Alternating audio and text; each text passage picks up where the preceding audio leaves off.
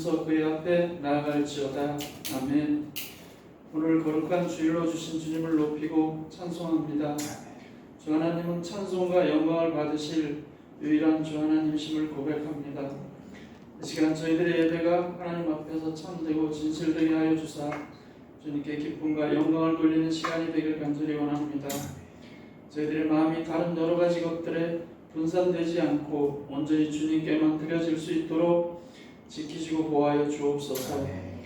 특별히 저희들 민들레 교회로 부르시고 인도하신 주님, 그 부르심을 따라 순종하며 하나님의 뜻을 이루는 저희들 될 수 있도록 도와주옵소서. 매일매일의 삶 속에서 순간순간 자신을 부인하며 자기 십자가를 지고 주님을 따르는 저희가 될 수 있도록 도와주옵소서. 주님, 또 이 나라 이 땅을 인하여 기도합니다. 이 나라가 하나님 앞에 바르고 공정한 나라, 하나님을 섬기고 두려워하는 나라가 되어 하나님께 복받는 나라가 될 수 있도록 도와주옵소서. 특별히 그것들을 인하여 이 땅의 교회들이 잠자지 않고 깨어 기도하며 이 땅의 교회들로 말미암아 구원받을 수 있도록 도와주옵소서. 또한 주님, 민들레 교회가 올 한 달 동안 기도하는 제목을 갖고 기도합니다. 한가에 소외된 이웃들에게 돌봄과 나눔이 확산되고 또 우리나라가 분열과 갈등 대신 화해와 협력의 길을 갈 수 있도록, 또 다음 세대가 하나님을 경외하는 가치관 속에서 자랄 수 있도록 주님 도와주옵소서. 또한 저희들이 섬기는 김다니엘 하대원 선교사님, 또 사단법인 빛 가운데를 기억하여 주시고 사역자들에게 새 힘을 주셔서 그 사역들로 인하여 많은 열매 맺도록 도와주옵소서. 또 말씀을 전하신 목사님에게 성령으로 기름 부어 주셔서 이 땅을 향하신 민들레 교회를 향하신 하나님의 선하신 뜻이 온전히 선포되도록 도와주옵소서. 말씀으로 저희들을 깨끗게 하시고 정결케 하셔서 주님 말씀으로 성령 충만한 그런 교회가 될 수 있도록 도와주옵소서. 말씀을 통하여 우리 모두가 참된 치유와 위로를 경험하게 하여 주옵소서. 주님, 이 예배 시종을 주님께 의탁하오며 예수님의 이름으로 기도합니다. 아멘. 네, 오늘 함께 보실 말씀 마가복음 말씀입니다. 마가복음 9장 38절에서 41절까지의 말씀. 저와 여러분이 한 절씩 교독하시고 마지막 41절 함께 합독하면 좋겠습니다. 요한이 예수께 여짜오되 선생님, 우리를 따르지 않는 어떤 자가 주의 이름으로 귀신을 내쫓는 것을 우리가 보고 우리를 따르지 아니함으로 금하였나이다.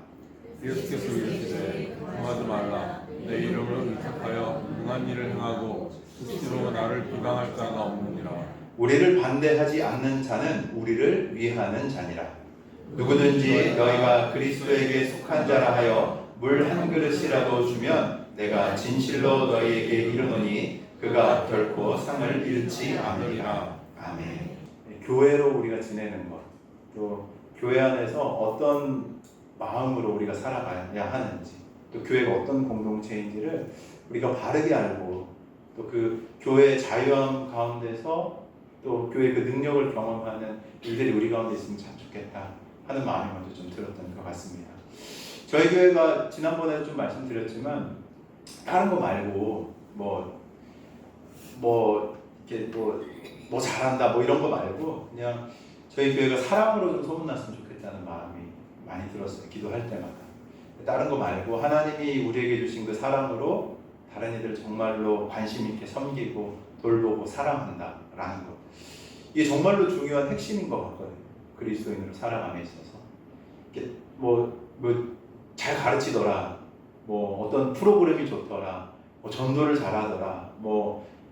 어떤 특화된 부분들이 있더라. 이런 거 말고 그 교회 사람들 만났는데 참 따뜻하더라. 그 교회 사람들 만났는데 참 사랑이 넘치더라. 이런 얘기가 진짜 교회가 들어야 될 얘기가 아닐까. 또 우리 교회가 들었으면 좋겠다 하는 마음이 있거든요. 그래서 우리 민들레 교회가 사랑으로 풍성한 교회가 되길 주의 이름으로 축원합니다. 네. 우리 옆에 분 한 번 더 보시면서 사랑으로 섬기겠습니다. 네, 쑥스러워하지 마시고 한 번 더 사랑하며 축복합니다. 사랑하며 축복합니다. 우리 이 고백들대로 주님께서 성취하실 줄 믿습니다. 우리가 신앙생활을 하면서 이제 우리 안에 있는 이제 편견 중에 하나가 우리 편 그 남의 편을 나누려고 하는 이런 어떤 경향성이 있는 것 같아요.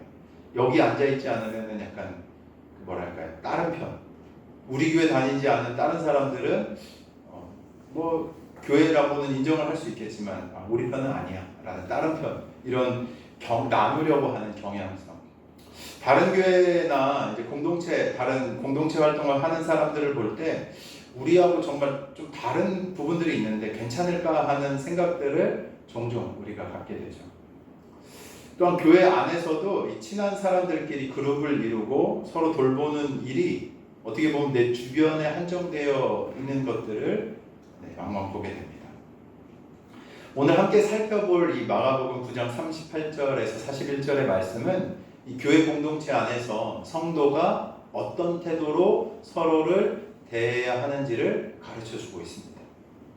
이 말씀 속에서 교회의 의미, 그리고 성도가 어떤 모습으로 공동체를 이해해야 하는지를 발견하는 은혜가 있기를 축복합니다.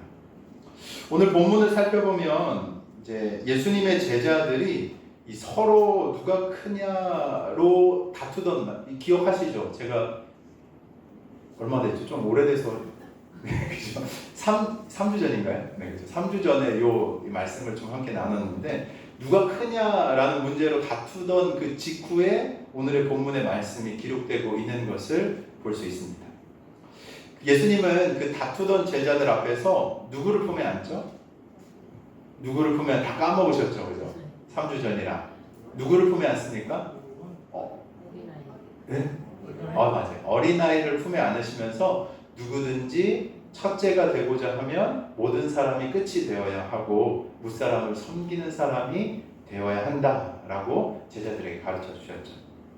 근데 그 제자들, 그 예수님의 얘기를 들었던 제자들은 그 예수님의 가르침이 귀에 제대로 들어오지 않았던 것 같아요.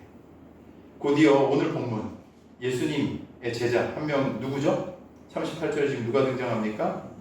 네, 요한이 예수님께 한 가지 사건을 보고합니다. 38절 같이 한번 읽어볼까요? 시작. 요한이 예수께 여짜오되 선생님, 우리를 따르지 않는 어떤 자가 주의 이름으로 귀신을 내쫓는 것을 우리가 보고 우리를 따르지 아니함으로 금하였나이다 라고 예수님께 보고합니다.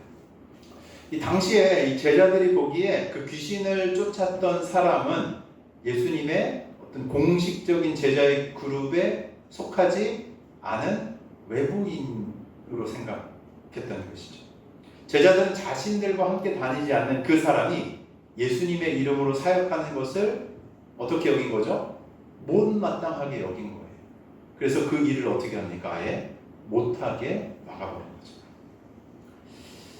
요거를 예수님 시대 때에도 중요했지만 좀 이 편지를 받았을 때 이 본문이 어떻게 보여졌을까를 한번 우리가 좀 생각해 보면 더 좋을 것 같아서 이 부분을 먼저 좀 말씀드리고 싶습니다. 전에도 제가 여러 차례 말씀드렸지만 이 마가복음을 처음 이 적힌 편지로서 받아 들었던 사람들 어디에 있는 사람들이라고 말씀드렸죠? 이것도 다 할렐루야 까먹으셨는데 네, 좋습니다. 어디 사람들이었는가 하면 로마에 있는 성도들이었어요. 로마에 있는 성도들. 근데 로마에 있는 성도들이 왜 이 편지를 받아야 했냐면 그 당시에 뭐가 있었을까요? 네로 황제의 박해가 있었습니다. 그러니까 교회가 어떤 데인지를 들어야 되는 급박한 상황에서 이 편지가 쓰여진 거예요. 기억이 좀 나십니까 이제? 그래서 그 로마의 네로의 황제의 박해 가운데 있는 신앙을 지키고 있는 공동체 교회에 마가가 이 편지를 써서 전달을 하게 됐다는 거죠. 그러니까 네로의 박해 상황에서 신앙을 지키는 것 쉬웠을까요? 어려웠을까요? 어려운 시기인 거죠. 믿으면은 잘못하면 목숨을 잃을 수 있는 이 병각에 달려있는 상황에서 신앙을 지킨다는 건 쉽지 않은 일들일 겁니다. 근데 이 처음 편지를 받았던 사람들, 그 사람들의 입장에서 한번 오늘 본문을 한번 생각해 보자고요. 이 본문을 들었을 때 어떤 생각이 들었을까요? 그 당시에 로마의 교회는 어떤 배경인가 하면 서로 다른 배경을 가진 교회의 신자들이 모여 있었어요. 그렇기 때문에 어땠을까요? 하나 되는 문제. 이 다른 배경을 가진 사람들이 교회로서 함께 지내는 것이 굉장히 중요한 이슈였을 거란 말이죠. 그러니까 교회를 지내는데 다른 나라 말을 쓰는 사람들이 있을 수도 있고요. 또 다른 인종이 있을 수도 있고요. 다른 배경을 가진 또 어린아이부터 노인까지 다양한 배경들의 사람들이 함께 모여 있어서 한 공동체를 이루는 것이 굉장히 중요한 이슈가 됐던 곳이 바로 이 로마의 교회들이었습니다. 그리고 핍박과 고난 가운데서 서로를 격려하고 돕는 문제가 너무나도 중요한 시기였을 것이 당연하죠. 로마 교회 내에는 유대인 출신과 이방인 출신의 신자가 섞여 있었습니다. 또 여러 가정교회들이 흩어져 있었기 때문에 그리스도 안에서 연합하고 포용하는 것이 너무나도 중요하지만 동시에 쉽지 않은 문제였던 것이죠. 그런 상황에서 예수님께서 40절에 뭐라고 얘기하시죠? 함께 읽어볼까요? 시작! 우리를 반대하지 않는 자는 우리를 위하는 자니라. 어땠을까요? 그런 배경에 있는 교회 성도들이 예수님이 하시는 이 말씀을 들었을 때 어떤 마음이 좀 들었을 것 같으세요? 얘들아, 교회가 그렇게 협소하고 작은 것이 아니야. 편협한 곳이 아니야. 너희가 모이는 모임, 이 가정교회가 작을지 모르겠지만 하나님의 나라의 교회는 결코 작지 않아. 교회는 너희들만의 모임이 아니야 라고 주님께서 그들에게 말씀해 주시는 것처럼 들리지 않았겠습니까? 그들에게 예수님의 이 말씀은 어떻게 보면 이 가정으로 모였던 이 경계를 넘어서 조금 더 하나님의 나라를 넓게 보라. 내가 지금 행하고 있는 이 교회의 바운더리가 어디에 있는지를 너희가 조금 더 눈을 들어서 시야를 넓혀서 봐라 라는 도전으로 들렸을 것 같아요. 예수님의 이름을 존중하며 선을 행하는 이들은 비록 우리 모임에 속하지 않더라도 같은 길을 가는 무리이며 초대교회 성도들에게 다른 공동체나 사역자를 배척하기보다 받아들이고 어떻게 해요? 서로 협력해야 하는 것이구나 라는 말씀으로 들렸음이 분명한 것이죠. 또한 41절 누구든지 너희가 그리스도에게 속한 자라 하여 물 한 그릇이라도 주는 자에 대해서 결코 그 상을 잃지 않겠다 라고 하시는 예수님의 이 약속의 말씀은 고난과 박해 속에서 공동체로 함께 살고 있는 성도들에게 정말로 큰 위로가 됐을 겁니다. 실제로 그 당시에 감옥에 갇힌 성도들이 있었어요. 그 감옥에 갇힌 성도들을 돌보거나 또 박해를 피해서 피나오는 성도에게 한 잔의 물과 같은 작은 친절을 베푸는 일이 결코 헛되지 않고 그것이 하나님 나라에 상달될 것이라는 것. 내가 그것을 결코 잊지 않겠다라는 예수님의 그 약속이 그 가운데 있는 것에 큰 위로가 되지 않았겠습니까? 실제로 당시에 많은 그리스도인들은 서로 숨겨주면서 먹을 것을 나누고 서로 돌봄으로 이 환난을 실제로 이겨냅니다. 나중에 이제 성지순례 혹시 가실 기회가 있으면은 그 로마의 성도들이 어떻게 그 환난과 박해를 피했는가 하면 무덤으로 숨어들었어요. 카타콤 혹시 들어보신 분 계시죠? 네, 카타콤. 그러니까 당시에 사람들도 무덤을 가고 싶어 하겠습니까? 우리도 무덤가에 집 있다 그러면 에이 재수없어 막 이렇게 하면서 집값 떨어진다 뭐 이런 얘기 하잖아요. 근데 그런 것처럼 당시에 성도들이 어떻게 했는가 하면 공동묘지 무덤들 그 매장하는 곳에 숨어들었어요. 그쪽에서 신앙을 지키면서 살아왔던 그 유적들이 아직도 남아 있습니다. 이 말씀을 통해서 예수님의 이 말씀을 통해서 교회란 서로의 짐을 나누고 격려함으로써 살아남는 공동체라는 것을 그들이 깨달았던 것이죠. 요즘 우리가 사는 시대도 마찬가지입니다. 저는 교회가 흔들리고 있다고 생각해요. 요즘처럼 뉴스에 목사라는 이야기가 자주 들리는 적이 없었던 것 같아요. 제가 목사라는 것을 자랑스러워 해야 되는데 어디 가서 목사입니다 라고 이렇게 얘기하는 것이 조금은 주저되는 마음이 생긴 것이 요즘의 때인 것 같습니다. 워낙 많이 떠드니까 주변에서 어떤 목사가 뭐 어땠더라 뭐 하면서 뭐 어디와 연관됐더라 뭐 이런 뉴스들을 볼 때마다 속이 상하고요. 교회가 그런 곳이 아닌데 하는 이런 속상한 마음들이 좀 많이 들었던 것 같아요. 교회의 윤리성, 이 세상에서의 인식이 추락하는 시기가 요즘의 시기가 아닌가라는 생각을 합니다. 근데 그럼에도 저는 이 시기에 우리가 무엇을 기억해야 하는가 라는 것을 좀 생각해 봤을 때 교회는 결코 작지 않고 교회는 아직도 수많은 사람들의 섬김으로 유지되고 있고 확장되고 있으며 우리만의 교회가 아니라 온 땅의 교회로 확장되고 있음을 믿음의 눈으로 바라봐야 할 줄로 믿습니다. 네. 아멘이십니까? 앞으로 그런 시대를 살 것 같아요. 예전에는 교회가 메이저였거든요. 그러니까 드러내고 누가 그러더라고요. 서울에 비행기 이렇게 날아가는 거 저녁 때 날아가는 거 보면은 이 붉은색 십자가가 많아서 이게 무덤인지 도시인지 모르겠다라는 우스갯소리를 누군가 했던 걸 들은 적이 있습니다. 많았어요. 메이저였고요. 우리 교회가 성장하는 거, 경제 성장과 교회 성장이 같이 맞물리면서 이렇게 막 성장해 왔던 것 같아요. 근데 진지한 성찰과 반성이 그 안에 있지 않은 부분들이 있지 않았는가. 교회가 진짜 어떤 데인지를 좀 철저하게 가르치지 못한 게 좀 실패가 있지 않았나? 라는 생각들을 좀 조심스럽게 해보게 됩니다. 성경에서 나오는 교회와 그러니까 우리가 실제로 경험하는 교회 모습들이 너무 좀 차이가 있는 부분들이 있는 거예요. 그걸 회복하기 위한 하나님께서 시간들 주고 계신 것이 아닐까. 그렇지만 그럼에도 정말 교회 본질을 깨달아서 보이지 않는 곳에서 섬기고 사랑하고 돕고.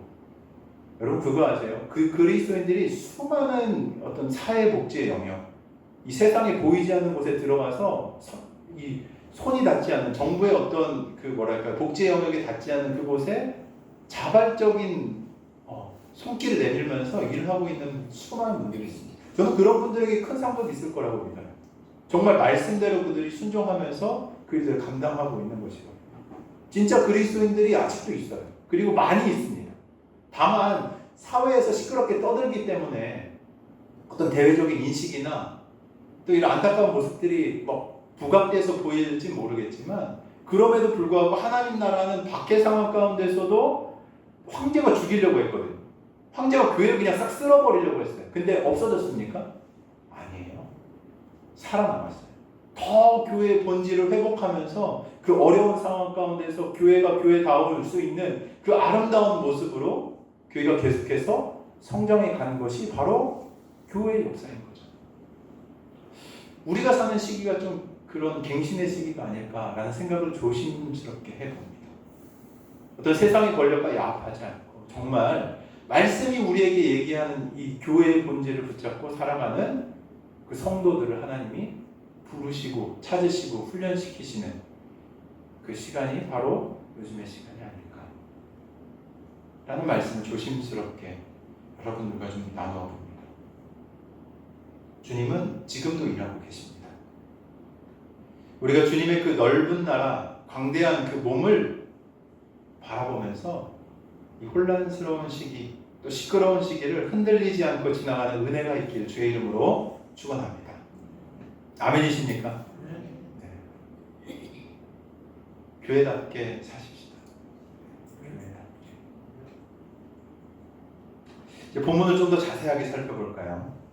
요한은 예수님께 자신들의 무리에 속하지 않은 사람이 예수님의 이름으로 귀신을 쫓아냈다며 그를 제지한 일을 예수님께 얘기하죠.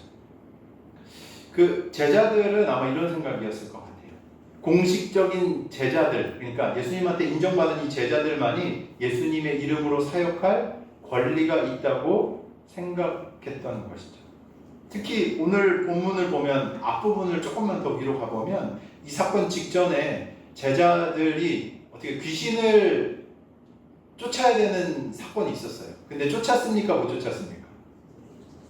쫓아냈어요? 못 쫓아냈어요? 못 쫓아냈어요. 귀신을 쫓아내지 못해서 오히려 예수님께 책망을 받았던 일이 그 앞에 기록되고 있죠. 그런 터에 자신들은 못 쫓아냈는데, 실제로 예수님의 제자라고 인정받은 자신들은 못 쫓아냈는데 우리와 함께 다니지 않는 자가 귀신을 쫓아내는 걸 봤을 때 어떤 마음이었겠습니까? 아마 제자들의 마음에 불편함이 있지 않았겠어요? 경쟁심이나 질투심이 막 그 마음속에 일어났을지도 모르겠습니다. 이런 제자들의 태도에서 무엇이 보이는가 하면 바로 이 배타적인 태도가 보이고 있는 것이죠. 근데 이 제자들의 반응과는 달리 예수님의 대답은 제자들이 기대했던, 아 그래, 쟤는 실제로 나를 따라다니지 매번 따라다니는 정식 제자가 아니니까 쟤 그만두게 한 거 맞아 라고 이런 얘기를 해주셨을 걸 기대했을지 모르겠어요. 근데 대답은 정반대죠. 예수께서 이르시되 금하지 뭐요? 말라. 내 이름을 의탁하여 능한 일을 행하고 즉시 나로 비방할 자가 없다라고 예수님이 말씀하시죠. 쉬운 성경은 이제 이렇게 해요. 그를 막지 마라. 내 이름으로 기적을 행하고 곧바로 나에 대해서 나쁜 말을 하는 사람은 없다. 그리고 이어서 유명한 말씀을 덧붙이죠. 우리를 반대하지 않는 자는 뭐요? 우리를 위하는 자니라. 예수님의 이 말씀은 뭐겠어요? 하나님의 나라는 너희 작은 집단보다 뭐요? 훨씬 더 넓다는 거예요. 우리가 생각하는 이 경계보다 하나님의 나라는 어떻다고요? 훨씬 더 넓다라는 것을 말씀해 주시는 거죠. 예수님의 이름으로 선한 일을 행하는 자는 설령 우리 팀이 아니더라도 하나님 편에 설 수 있다라는 겁니다. 이 예수님의 가르침은 제자들이 가지고 있었던 이 좁은 시야를 넓혀주고 있는 거죠. 구약의 한 사건도 비슷한 게 있어요. 모세 기억하시죠? 모세 시대 때 모세 후계자가 누구였죠? 여호수아입니다. 그래서 이 모세와 여호수아가 이제 마주한 한 사건이 있는데, 이 자기들과 모세와 여호수아가 함께 있을 때 자기들과 함께하지 않은 다른 사람들이 그 이스라엘 백성들 진영에서 이제 예언한다면서 모세에게 뭐라고 얘기하는 여호수아가 그 예언한 사람들 못하게 멈춰달라고 이렇게 얘기하는 것이 등장하죠. 그때 모세가 뭐라고 얘기하는지 아십니까? 민수기서 11장 29절인데 내가 나를 위해서 시기하느냐, 그러니까 여호수아가 모세 나 때문에 시기하냐라고 이렇게 얘기하면서 여호와께서 그의 영을 모든 백성에게 주사 다 선지자 되게 하시기를 원하노라. 모세가 이렇게 얘기하는 거예요. 아니 나는 그 사람들이 예언하는 것 말릴 생각이 전혀 없어. 오히려 모든 백성에게 뭐요? 하나님의 영을 부어주셔서 그 모든 사람들이 예언하는 것을 나는 좀 보고 싶어 라고 모세가 얘기했던 것이죠. 모세의 마음은 하나님의 일이 더 많은 사람들을 통해서 이루어지는 것을 기뻐하는 마음. 배타적인 마음의 반대가 뭐죠? 포용하는 마음. 그 마음이 있었던 거예요. 예수님의 태도도 이 모세의 반응과 같은 것이죠. 인간적인 독점욕이나 시기심이 아닌 하나님의 나라가 확장되는 것을 우선시하는 것. 이 관용과 겸손의 모습을 예수님께서 보여주신 겁니다.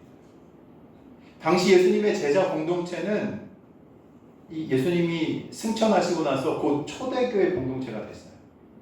그죠? 12명의 그 제자들이 바로 초대교회의 핵심을 이루는 공동체의 구성원이 됩니다.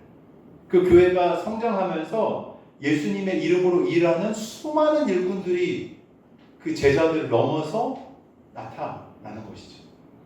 각지 척처로 예수님의 제자들뿐만 아니라 많은 사람들이 성령을 받고 곳곳으로 흩어져서 복음이 전파되어지고 교회가 확장되어지는 일들이 나타나는 것을 우리가 사도행전을 통해서 볼 수 있습니다.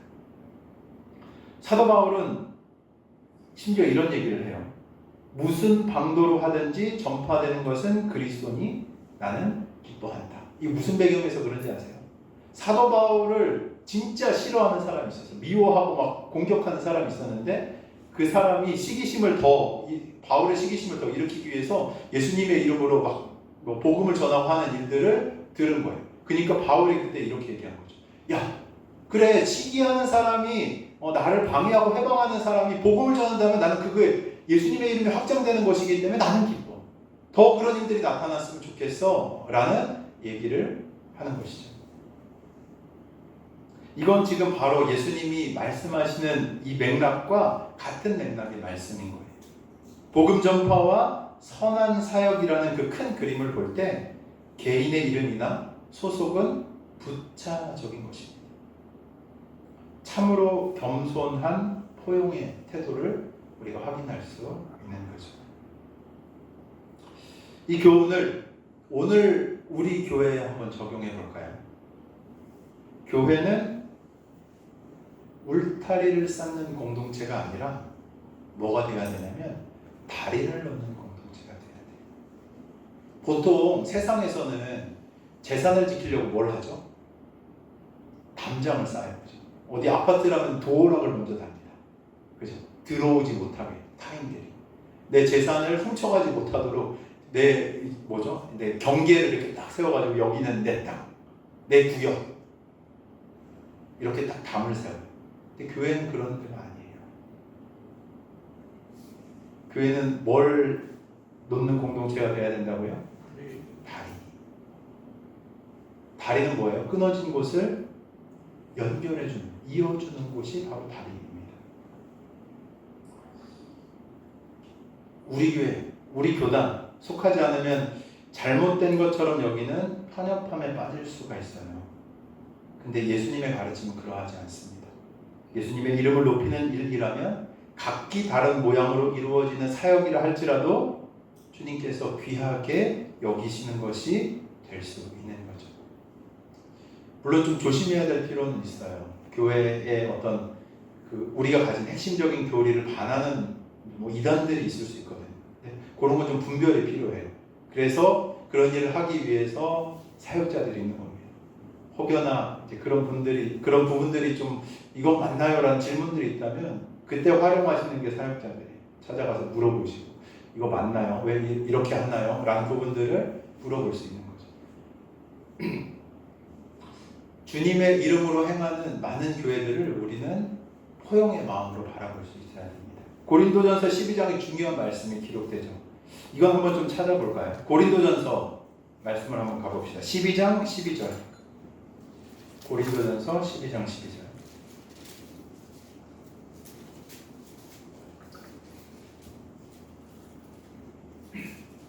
찾으셨나요? 네, 같이 한번 읽어볼까요? 시작. 몸은 하나인데 많은 지체가 있고 몸의 지체가 많으나 한 몸인 것과 같이 그리스도도 그러하니라. 아멘. 이 사도 바울은 이 말씀에서 교회를 한 몸에 많은 지체로 비유를 하고 있습니다. 몸은 하나이지만 다양한 지체가 있고 그 다양한 지체들은 각기 가진 목적에 따라 다양한 일들을 수행하는 것이 하나님의 교회다라고 설명해주고 있는 거죠. 어떤 지체도 불필요하지 않고 눈이 손더러 내가 내게 필요 없다라고 말할 수도 없고 머리도 발도 쓸모없다라고 말할 수도 없습니다. 그 뒤에 고린도전서 말씀이 이런 내용이거든요. 모든 은사나 다름은 하나님께서 교회를 세우려고 주신 것이기에 우리는 서로의 다름을 인정하고 협력해야 하는 거죠. 교회는 주님 안에서 하나 되면서도 다양성이 조화롭게 공존하는 공동체인 거예요. 다름이 틀림이 아닙니다. 다른 거예요. 다른 목적이 있는 거예요. 그 사람이 이 공동체에 있는 게 다른 목적이 있는 거예요. 그 사람의 퍼즐이 있어야지 이 공동체를 향한 하나님의 그림이 그려질 수 있는 겁니다. 우리가 쉽게 잘 착각하잖아요. 다르니까 틀리다. 넌 나랑 다르니까 틀린 사람이야. 나랑 틀려. 틀린 게 아니라 다른 거예요. 다른 모습에서 볼 수 있는 아름다움을 함께 협업하면서 우리가 배워나가고 알아가는 것이 바로 교회라는 공동체인 것이죠. 예수님의 이름으로 행해지는 선한 일에 대해서 우리는 아멘으로 화답해야 됩니다. 교회 안에서도 마찬가지예요. 각 사람의 은사와 역할을 어떻게 해요? 귀하게 여겨줘야 돼요. 내 방식과 다르더라도 누구도 하나님께 쓰임받는 것을 기뻐해야 하는 것이죠. 이런 포용과 협력이 있을 때 교회가 교회다워지고 교회가 더욱더 풍성해지고 단단해질 수 있는 겁니다. 앞으로의 과정이 좀 어떻게 될지는 모르겠지만 지금 우리 민들레 교회도 양해문 교회 배려와 섬김으로 좋은 장소에서 편하게 예배를 드리고 있습니다. 교단도 달라요, 그죠? 생겨난 배경도 다르고 하지만 예수님의 이름으로 서로를 인정하고 섬김과 협력의 모습으로 우리도 교회의 본질과 교회가 어떤 곳인지를 배우면서 지금 이 순간에도 경험하고 있는 거예요. 감사한 일이죠. 예수님의 이 말씀이 지금 우리에게도 적용되고 있기에 우리가 이 감사한 것들을 누릴 수 있는 것이기도 하고요. 이렇게 주님의 말씀을 듣고 따르며 순종하고 포용하는 교회에 하나님께서 더 큰 역사를 맡기실 줄로 믿습니다. 예수님은 이어서 제자들에게 이 성도 간의 돌봄과 섬김에 대한 놀라운 약속을 주십니다. 누구든지 41절이죠. 너희가 그리스도에게 속한 자라 하여 물 한 그릇이라도 주면 그가 결코 상을 잃지 않겠다라고 말씀하시죠. 그리스도에게 속한 자 누굴까요? 그리스도에게 속한 자 그렇죠. 누굴까요? 그리스도님 그렇죠. 맥락에서 보면 그렇고요. 또 요즘 말로 하면은 예수님을 따르는 자 성도라고 할 수 있겠죠. 예수님을 따르는 거룩한 무리 성도. 성도라는 이유만으로 누군가 물 한 그릇의 냉수라도 대접하면 하나님께서 반드시 그 선행에 보상을 해주겠다라고 약속을 하신 겁니다. 물 한 그릇 실제로 물 한 잔일까요? 물 한 잔만 주면 되는구나. 그게 아니죠. 물 한 그릇은 아주 사소하고 작은 친절의 상징인 거예요. 당시에도 가장 손쉽고 값싼 호의의 표현이 물 한 잔 건네는 것이었죠. 그러나 주님의 눈에는 그 작은 섬김조차 결코 작게 여기시지 않겠다고 말씀하시는 겁니다. 이 말씀은 이 제자들뿐 아니라 교회 공동체 전체에게 주시는 교훈이에요. 성도는 서로를 그리스도께 속한 귀한 존재로 여기고 돌봐야 됩니다. 다시 한번 말씀드릴게요. 성도는 서로를 그리스도께 속한 귀한 존재, 존귀한 존재로 여기고 돌봐야 한다는 말씀이에요. 예수님께서 최후의 만찬 직후에 제자들에게 새 계명을 주시잖아요. 어떤 계명 주시죠? 새 계명을 너희에게 주노니 서로 뭐하라? 사랑하라. 너희가 서로 사랑하면 이로써 모든 사람이 너희가 내 제자인 줄 알겠다. 주님은 이 제자 공동체 내부의 사랑과 돌봄으로 이 새 계명을 강조하신 거예요. 그러니까 그것이 또한 세상에서 교회가 어떤 모습으로 보여야 되는지를 알려주시는 거예요. 세상에서 우리가 무슨 모습으로 보여야 되는 거예요? 서로 사랑하는 자들로서 보여야 되는 거예요. 다투고 싸우고 시기하고 질투하고 선 긋고 담장을 치는 사람들로 보이는 게 아니라 뭘로 보여야 된다고요? 서로 사랑하는 존재들로 보여야지 교회로 보인다는 거예요. 그 사람들이 내 제자라고 예수님께서 말씀하시는 겁니다.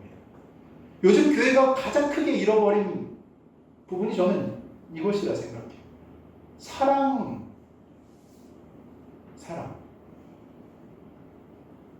마음을 다해서 사랑하고 섬기는 거. 옛날에 잔정이라고 하잖아요. 그죠?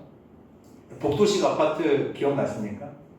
지금도 오래된 아파트 있는데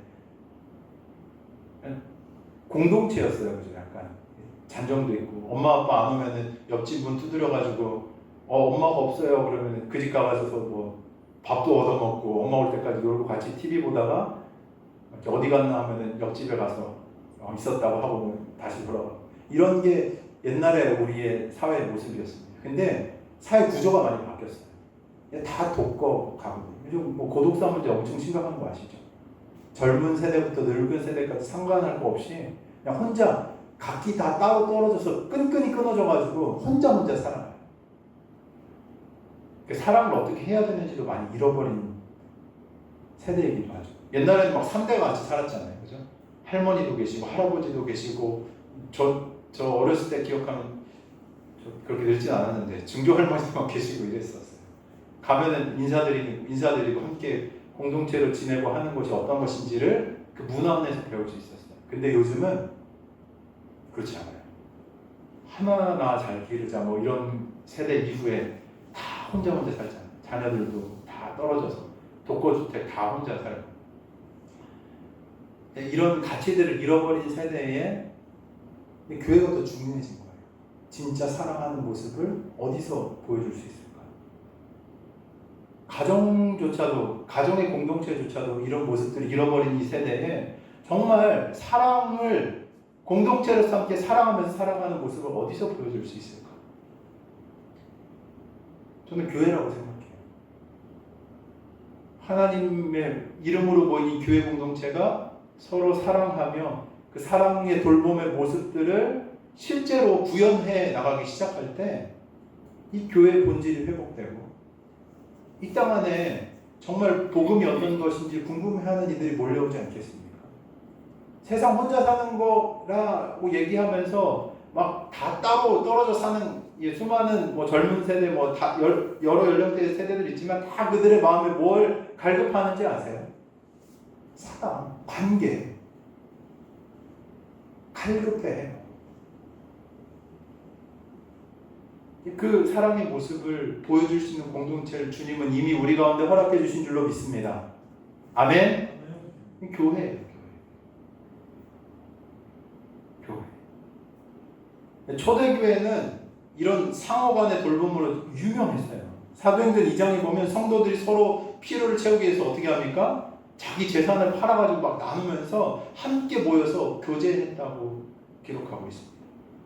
또 바울은 고린도 교회에 편지할 때 그리스도의 몸으로 설명하면서 만일 한 지체가 고통을 받으면 모든 지체가 함께 고통을 받고 한 지체가 영광을 얻으면 모든 지체가 함께 즐거워하는 곳이 어디라고요? 교회라고 얘기해주고 있는 거죠. 이게 진짜 공동체이다. 공동체 교회이다라고 바울이 말을 하는 겁니다. 즉 교회 안에서는 지체의 아픔에 공감하기도 하고 기쁨은 같이 나누고 축하하기도 하는 이 나누는 삶이 교회의 정상적인 모습이라는 거예요. 이러한 연합과 서로의 돌봄이 있을 때 비로소 그리스도의 몸, 교회가 건강하게 세워지게 되는 것이죠. 작은 물 한 그릇에 섬김. 그러니까 즉 아주 작은 관심과 친절이라도 서로에게 베푸는 교회가 주님이 원하시는 교회인 겁니다. 이 성도의 돌봄은 거창한 것이 아니에요. 말 한마디의 위로, 진심 어린 기도, 작은 음식 한 접시를 나누는 것, 필요한 일에 손을 보태는 것, 누구나도 할 수 있는 섬김들. 아까 말씀드렸죠. 머리로 아는 게 진짜 아는 게 아니라고요. 뭐 해야 된다고요? 실천할 때 그게 진짜 진리로서 내 삶의 체화가 되는 거예요. 경험이 되는 거예요. 아는 거 머릿속에만 있는 거예요. 그리스도의 진리는 실천이 될 때 경험될 수 있는 겁니다. 우리가 이 자그마한 섬김, 물 한 잔 나누는 것 같은 이 소소한 섬김과 나눔, 돌봄, 관심 이것들이 우리 가운데 있어야 할 줄로 믿습니다. 누구도 알지 못하게 중보하고 섬기며 찾아가고 돌보는 일. 우리 교회 교우들 분 중에도 계세요. 다른 이들을 기꺼이 찾아가고 다른 이들을 위해 기도하고. 지난주에 우리 이미영 성도님에서 함께 기도했잖아요. 그죠? 몸의 아픈 부분들이 회복될 수 있도록. 이런 게 자연스러운 공동체가 교회예요. 그냥 와서 의무적으로 종교적인 행위하고 그냥 뭐 하나님께 예배드린다고 하고 이걸로 끝나는 게 아니라 이 사랑을 실천하고 경험할 수 있는 장소, 그걸 실제로 구현해내는 장소, 그것이 바로 교회인 줄로 믿습니다. 이렇게 서로 섬기며 돌보는 교회, 이게 예수님께서 꿈꾸신 참 교회의 모습인 거죠. 교회는 건물이 아니라 사람들의 공동체입니다. 건물 아니에요. 공동체라고. 교회는 형제 자매된 우리가 서로에게 관심을 갖고 서로의 필요를 채워줄 때 교회는 따뜻한 가족이 되고 세상에 빛을 발할 수 있게 되는 거예요. 제가 왜 우리 교회가 사랑으로 소문나면 좋겠다라고 말씀드렸는지 아세요? 초대교회도 이걸로 소문났거든요. 사랑으로. 야, 쟤네들 진짜 그 당시에 로마 사회, 저는 이제 그 역사적인 배경을 찾아보는 거 굉장히 좋아해가지고 로마 사회를 보면 진짜 난장판이에요. 이런 난장판도 난장판이 있을 수 없어요. 그냥 약육 강식의 세계의 어떤 정점을 보여주는 이 제국의 형태가 로마 배경에 있어요. 근데 진짜로 사람들을 존중히 여기고 하나님의 형상으로 여기면서 사랑할 줄 아는 공동체가 그 살벌한 세계 안에서도 있었던 거예요. 교회로. 예수님의 이름으로 모이는 그 공동체가 실제로 그 일들을 했다는 것이죠. 오늘날에도 우리가 서로를 돌보며 사랑할 때 세상이 예수님의 사랑을 보게 될 줄 믿습니다. 우리 교회가 그 일들을 감당하는 복된 교회가 되길 주의 이름으로 축원합니다. 예수님의 가르침을 이제 좀 종합해 볼까요? 이 종합해서 교회의 의미를 마지막으로 한번 좀 생각해 봅시다. 예수님은 제자들을 향해서 배타적인 삶이 아니라 뭐요? 포용하고 서로 돌보는 삶. 이 두 가지의 중요한 원칙을 지금 가르치시는 거예요. 포용의 삶과 서로를 돌보는 삶. 이 두 가지 중요한 원칙. 이게 뭔지 아세요? 교회됨이에요. 에클레시아가 이거예요. 교회가 에클레시아라고 불리거든요. 이것의 핵심적인 가치가 포용하는 것과 서로 돌보는 거예요. 교회는 예수 그리스도를 주로 고백하는 사람들의 공동체입니다. 예수님이 나를 구원하셨어 라는 것을 인정하는 사람들의 모임이 교회인 거죠. 그러므로 교회의 경계는 인간들이 정한 그룹이나 조직이 아니라 그리스도를 중심으로 한 믿음의 연결로 결정되는 거예요. 우리가 지금 이 자리에 함께 있지 않다라는 이유로 배척하는 태도는 참된 교회의 정신입니까? 아닙니까? 아니에요. 교회는 예수 안에서 하나 된 자 보편적인 공동체인 겁니다. 초대교회는 유대인과 이방인, 남자와 여자, 종과 자유인 등 다양한 사람들이 함께 모여서 그 믿음을 가지고 공유하며 살아갔던 진짜 파격적인 공동체였어요. 그런 모임이 있을 수가 없거든요. 종과 주인이 함께 있는 거 상상이 되십니까? 유대인 경멸해요, 이방인들. 근데 이방인과 유대인들이 함께 모여서 예배해요. 누구 이름으로? 예수 이름으로. 그런 경계들을 파격적으로 넘어서 함께 예배했던 공동체가 바로 초대교회 공동체였던 거죠. 에베소서 2장 14절은 이렇게 얘기합니다. 그리스도께서 원수된 담을 허물사 둘을 한 몸으로 만드셨다. 우리가 세운 그 담을 주님께서 먼저 하나님께 우리가 세운 담이 있어요. 뭘까요? 죄로서 하나님을 인정하지 않았던 그 담을 누가 허무신 거예요? 예수님께서 허무신 거예요. 뭘로? 자기의 몸을 찢으시면서 그 휘장을 찢으시면서 이제 우리가 주님께 예수님을 통해서 담대하게 나갈 수 있다라는 길을 열어주신 게 바로 놀라운 주님의 은혜의 길로 믿으시길 바랍니다. 그 담을 찢으셨어요. 그리고 또 서로 간의 담. 이 죄가 들어오면 어떻게 되는지 아세요? 서로를 더 불신하게 돼요. 내가 죄가 뭔지 알거든. 그리고 죄에 따르는 폐해들이 뭔지 알거든. 그러니까 그 기준으로 상대방을 그대로 봅니다. 그럼 피해받기 싫거든요. 그럼 뭘 쌓아요? 담을 쌓는 거예요. 사랑으로 누군가를 포용하고 안고 섬기기보다 뭐 하는 거예요? 배척하는 거예요. 담을 쌓아요. 근데 담을 쌓는 것이 아니고 뭘 놓는 것이라고요? 다리를 놓는 거예요. 주님께서 우리를 용서하신 것처럼, 주님께서 우리를 사랑하신 것처럼 우리가 서로를 사랑하는 일들이 우리 가운데 있어야 하는 것입니다. 오늘날 교회의 의미도 다르지 않아요. 교회는 사회적인 신분, 인종, 배경을 뛰어넘어서 예수님 안에서 형제, 자매된 사람들의 모임이 바로 교회입니다. 예수님을 주라고 시인하는 한 우리 모두가 우리 편이에요. 한 공동체라고. 그리고 또한 우리는 이 경계를 좀 넘으면 좋겠어요. 내 것만 아는 것이 아니라 제가 9월 중보기도 드렸잖아요. 그죠? 좀 폭이 좀 너무 넓은 거 아니야? 목사님 우리 교회 개척교회고 아직 뭐 해야 될 것도 뭐 세워져야 될 것도 많은 것 같은데 뭐 이런 큰 주제를 주고 기도를 하라고 그래? 뭐 이런 생각 하시는 분이 계실지도 모르겠지만 우리 교인의 본질, 교회의 본질이 그런 거예요. 하나님의 시선으로 이 땅을 바라보고 기도하는 일들을 하는 것. 교회가 마땅히 해야 될 일을 감당하는 것. 지역과 경계를 넘어서 다른 교회를 위해서도 기도하고 축복할 수 있는 넓은 품이 있는 것. 그것이 바로 교회인 거예요. 내 것만 하는 거 얼마나 이기적입니까? 내 교회? 내 교회가 어디 있어요? 주님의 교회인데. 물론 그런 생각을 하시는 게 어떤 의미인지는 알긴 알겠지만 본질이 그게 아니라는 거예요. 우리는 주님의 교회, 주님께서 이 땅에서 지금도 역사하시고 세우시고 확장시켜 가시는 그 교회의 일원이라는 의식을 가지고 이 땅을 두고 기도하고 충성할 수 있는 거예요. 그리고 또한 교회는 서로 연결되어져 있는 몸이라는, 기억나시죠? 사도 바울이 교회를 한 몸으로 표현했던 거. 우리만을 두고 기도하지 않고 이 하나님의 나라의 교회를 두고 기도할 때 서로 영향을 주면서 성장하는 곳이 바로 몸이에요. 뭐 한 군데만 뭐 입만 막 입에 단 것만 해가지고 입만 커집니까? 아니요. 몸 전체가 영양분을 받고 몸 전체가 성장하듯이 교회가 그런 거예요.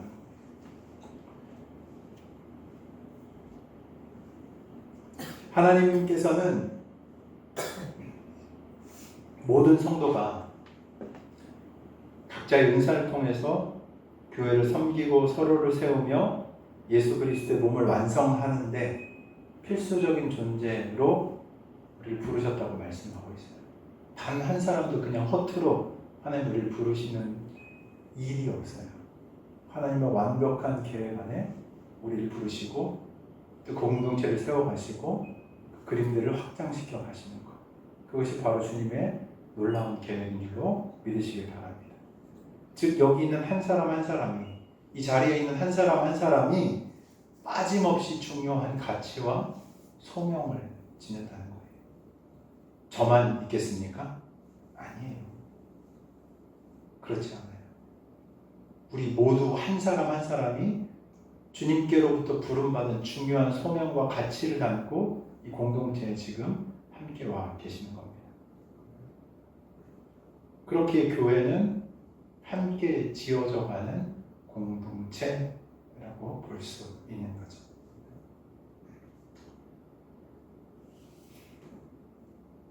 오늘 본문에서 예수님이 가르치신 포용과 서로 돌봄은 교회를 교회답게 만드는 핵심적인 두 축이 됩니다.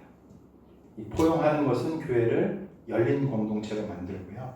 이 돌봄은 교회를 따뜻한 공동체로 만듭니다.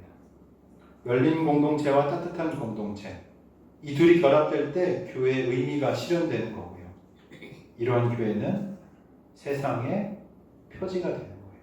아, 저곳으로 가야 하는구나. 저기에 길이 있구나. 라는 것들을 확인하게 되는 거죠. 서로 배척하고 분열하는 세상 속에서 교회는 다양성을 존중하면서도 하나가 되고 작은 자를 돌보며 사랑으로 묶인 가족과도 같은 모습을 보여주어야만 합니다. 그럴 때 사람들은 교회를 통해 그리스도의 사랑과 하나님 나라의 원리를 보게 되는 거죠. 교회의 중요한 두 가지 측면을 우리가 함께 살펴봤습니다. 성도들의 포용, 그리고 서로 간의 돌봄. 한마디로 요약하면 이런 것 같아요. 교회는 서로 받아들이고 섬기는 공동체다. 뭐라고요? 서로 받아들이고 섬기는 공동체다. 그것을 연습하기 위해 하나님이 우리를 이곳으로 부르셨어요. 상대방 받아들이는 거 한번 해보셨습니까? 전 지금도 연습하고 배우고 있거든요. 결혼하기 전에 제가 저희 아내를 잘 안다고 생각했는데 그렇지 않더라고요. 살면 살수록 다른 부분들 또 다른 모습들이 있어요. 근데 참 감사해요. 배울 수 있어요. 이 모습을 내가 품을 수 있을까라는 물음표에서 하나님을 알고 또 아내를 위해 기도하고 하면서 내가 품는 거구나 라는 것을 실질적으로 배우면서 뭐랄까요, 이렇게 알아가고 있습니다. 교회도 마찬가지예요. 교회 안에 생활하시면서 서로 다른 모습들 없겠습니까? 부부도 그런데 다른 모습 나타나요. 서로 다른 모습이 있어요.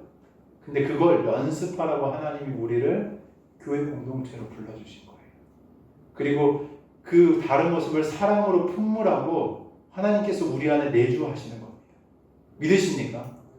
다른 것 때문에 우리 안에 내주하시는 게 아니에요. 우리 안에 그 놀라운 사랑과 은혜로서 함께 하시면서 우리의 마음을 더 넓은 마음으로, 열린 마음으로 많은 영혼들을 품을 수 있고 중보할 수 있고 주의 그 사랑을 흘려보낼 수 있는 그 놀라운 주의 백성의 삶으로서 인도하시기 위해서 주님이 우리 가운데 함께 하시는 거예요. 우리가 사랑할 수 있습니까? 아니요. 얼마나 편협합니까? 주님 없는 마음 얼마나 쪼잔해요. 시기하고 질투. 제자들 제가 좀 더 자세하게 말씀 안 드렸지만 얼마나 쪼잔해요. 예수님 이름으로 귀신을 쫓았으면 좋은 일인데 그 사람이 자유케 된 일이면 아름다운 일인데 그거 누구야? 또 우리 그룹 아니고. 얼마나 쪼잔해.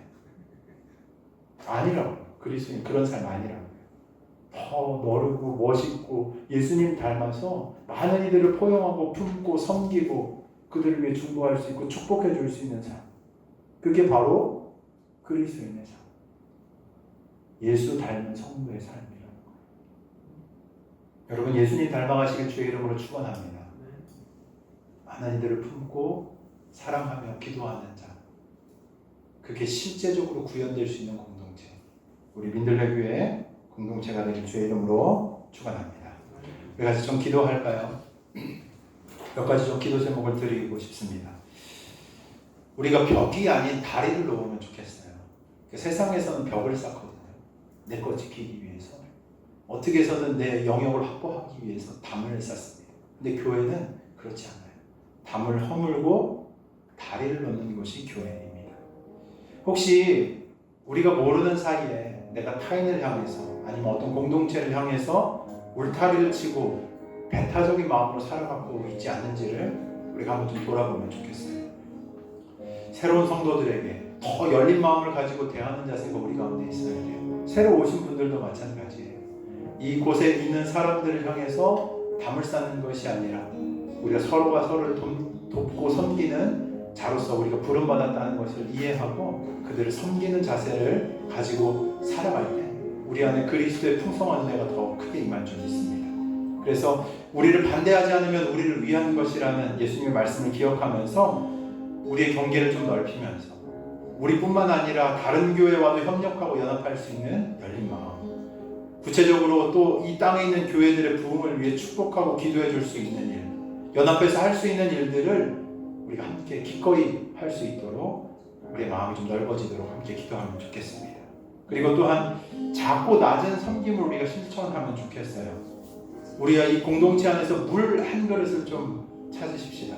곧 내가 베풀 수 있는 아주 작은 친절과 도움, 섬김의 행동을 찾아보자는 거예요. 주변에 병환 중인 성도에게 전하는 격려의 메시지 한 통, 또 홀로 지내는 성도들에게 드리는 따뜻한 식사 한 끼, 힘들어하는 이에게 드리는 중보의 기도, 이것들이 다 물 한 그릇에 해당이 되는 거예요. 이런 작은 섬김을 통해서 그리스도의 사랑을 전하는 우리가 될 수 있도록 함께 기도하십시오. 또 서로의 아픔과 기쁨에 동참하는 공동체가 되었으면 좋겠어요. 우리의 교제가 피상적인 인사에 그치지 않고 삶을 나누고 기쁜 교제로 나아가면 좋겠습니다. 누가 아프면 정말로 내가 아픈 것처럼 중보하고 누가 기쁜 일이 있으면 진심으로 축하할 수 있는 이 아름다운 공동체. 그래서 이 아름다운 공동체로 우리 교회가 세워져 갈 수 있도록 또 개인적으로 하나님께 주시는 마음들이 있다면 함께 기도하면서 주님 앞에 통성으로 기도하며 나아가도록 하겠습니다. 사랑과 은혜가 풍성하신 아버지 하나님 감사합니다.